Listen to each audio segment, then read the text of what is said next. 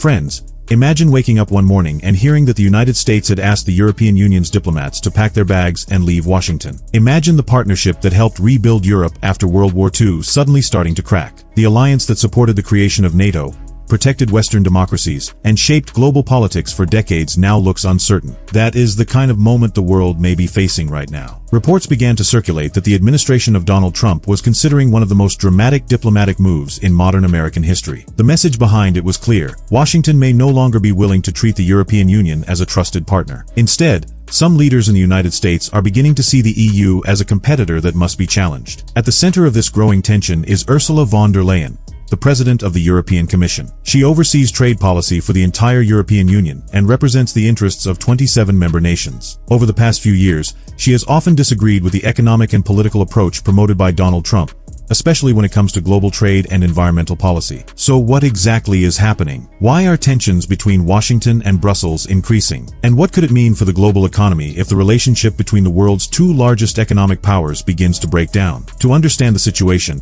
we need to look beyond the headlines and examine the deeper conflict that has been developing for several years. The disagreement did not start with a single speech or a single policy announcement. Instead, it grew from a fundamental question: who should set the rules of the global economy? The European Union has spent years building a powerful regulatory system designed to control environmental standards, digital markets, and international trade. One of the most controversial policies introduced by the EU is the Carbon Border Adjustment Mechanism, often called CBAM. This policy places a carbon cost on certain products imported into Europe. The idea behind it is simple. European companies must follow strict environmental rules, and EU leaders believe foreign companies selling goods in Europe should face similar standards. According to Ursula von der Leyen, this policy protects European industries while also helping fight climate change. European officials argue that without such rules, companies could move production to countries with weaker environmental regulations and still sell their goods in Europe. However, many leaders in Washington see the policy very differently. Supporters of Donald Trump believe CBAM is not just an environmental measure but also a form of economic protection. They argue that the policy could place additional costs on American exports such as steel, aluminum, and other industrial products. From their perspective, the European Union is using environmental language to justify trade barriers that could harm American industries. For years, Donald Trump has openly criticized European trade policies and accused Brussels of taking advantage of the United States. The relationship between Donald Trump and Ursula von der Leyen has never been particularly warm. When Trump returned to the White House in early 2025, European leaders tried to maintain a careful balance. They recognized the importance of cooperation with the United States, but also wanted to defend Europe's ability to make its own rules. Soon after the new administration took office, Ursula von der Leyen traveled to Washington to meet with American officials. She hoped to build a practical working relationship and prevent tensions from escalating. But according to several insiders, those meetings were tense and produced very little progress. Behind closed doors, officials in Washington reportedly began reviewing the diplomatic status of European Union representatives working in the United States. Such reviews are not routine bureaucratic actions. In diplomacy, they often signal that a government is reconsidering how it wants to deal with another international partner. The European Union maintains a diplomatic delegation in Washington that functions in many ways like an embassy. However, the EU itself is not a single country. Its representatives speak on behalf of 27 member states. For decades, both Democratic and Republican administrations in the United States recognized this arrangement. If the Trump administration were to restrict or change that diplomatic recognition, the move would send a powerful political signal. It would suggest that Washington is questioning the European Union's role as a unified international actor. Inside the Trump administration, several advisors have reportedly pushed for a tougher approach toward Brussels. They believe that EU regulations in areas like technology, climate policy, and digital markets have often targeted American companies. In their view, Europe is not just regulating its own market but also trying to shape global rules in ways that disadvantage the United States. At the same time, Europe itself is not completely united on how to respond. Giorgia Meloni, the Prime Minister of Italy, has maintained her own communication channels with Washington. While she supports European cooperation, she has also tried to keep a positive relationship with Donald Trump. Another European leader, Viktor Orban of Hungary, has also shown sympathy toward Trump's arguments about national sovereignty and economic independence. These divisions matter because the European Union can only negotiate effectively when its member states speak with one voice. The economic stakes are enormous. Together, the United States and the European Union represent around 40% of global economic output. Trade between them is worth nearly $1 trillion every year. Companies on both sides of the Atlantic depend heavily on this relationship. American technology firms operate across Europe, while European companies, from German automakers to French luxury brands, rely on the American market for sales and investment. If tensions were to grow into a full trade conflict, the impact would be felt far beyond government offices in Washington and Brussels. Factories, supply chains, and financial markets around the world could be affected. Prices for everyday goods might change, and global investors could face new uncertainty. In short, the relationship between these two economic giants influences the stability of the entire international system. Now analysts are asking an important question. Is the pressure from the Trump administration simply a negotiating tactic designed to push Europe toward new trade agreements? Or is it part of a deeper shift in American strategy toward the European Union? The answer could shape global politics for years to come. While the situation is still developing, European officials are already discussing possible responses. According to reports,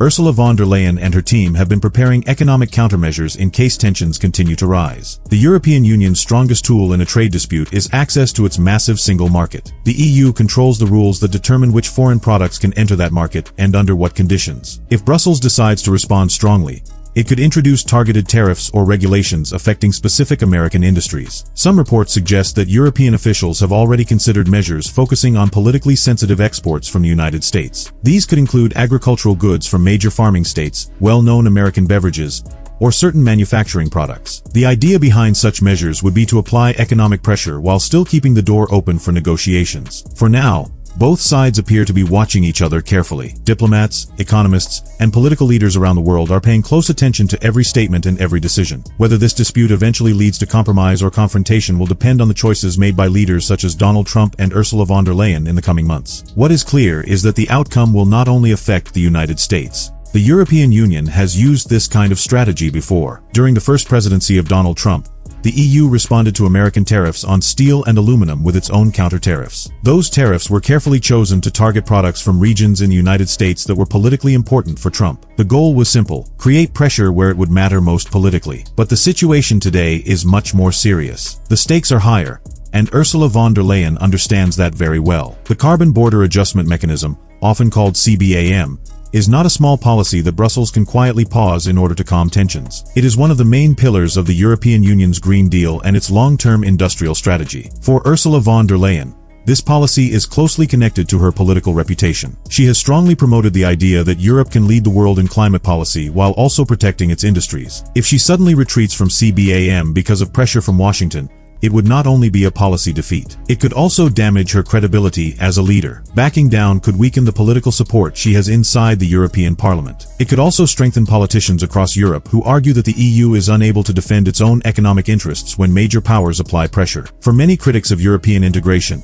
such a retreat would be proof that Brussels is not strong enough to protect its member states. Because of this, stepping back is not an easy option for Ursula von der Leyen. The political cost inside Europe could be very high. This is one reason why the dispute between Donald Trump and Ursula von der Leyen is different from many normal trade disagreements. In most trade conflicts, governments eventually find a compromise. Negotiations happen quietly behind the scenes. Both sides make some concessions, and then leaders announce a deal that allows each side to claim success to their domestic audiences. However, in this situation, both leaders face strong political pressures at home. Donald Trump has built much of his political identity around the idea that the United States has been treated unfairly by foreign partners for many years. His supporters expect him to challenge trade rules that they believe disadvantage American industries. Accepting European climate-based trade regulations as a normal condition for doing business would contradict many of the arguments he has made to his voters. It would be difficult for him politically to present that outcome as a victory. On the other side, Ursula von der Leyen has promoted the idea that the European Union can become a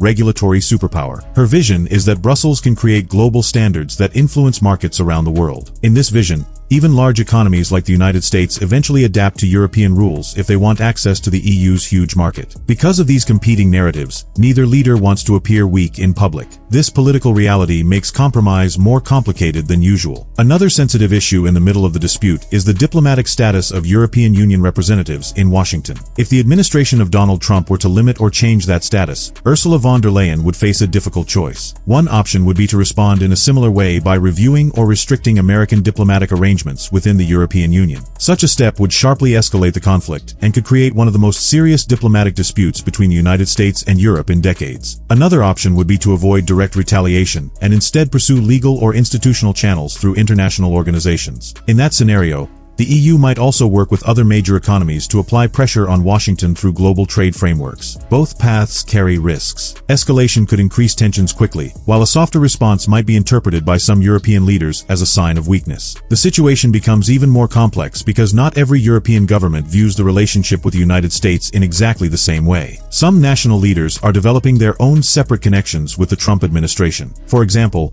Giorgia Meloni, the Prime Minister of Italy, has often positioned herself as a bridge between Europe and Washington. She maintains communication with American officials while also working inside the European Union's political structure. This approach gives Italy significant influence within the EU. If Rome were ever to distance itself from a unified European position, it could make it harder for Brussels to present a single, strong response. Another leader who has taken a different path is Viktor Orbán, the Prime Minister of Hungary. He has frequently expressed support for ideas similar to those promoted by Donald Trump, particularly regarding national sovereignty and skepticism towards centralized European authority. These differences inside the European Union are well known in Washington. Many analysts believe American officials are aware of these divisions and sometimes use them strategically when dealing with Europe. At the same time, the European Commission is also thinking about long-term strategies. One important idea being discussed is reducing Europe's dependence on the American market by strengthening economic partnerships with other regions. Trade discussions with countries in South America, India, and several Southeast Asian nations have been gaining momentum. The goal is to diversify economic relationships so that the EU is less vulnerable if tensions with the United States increase. This type of strategy would take many years to fully develop, but the signal it sends is important. It suggests that Brussels is preparing for a future in which cooperation with Washington cannot always be taken for granted. Despite all these economic tensions,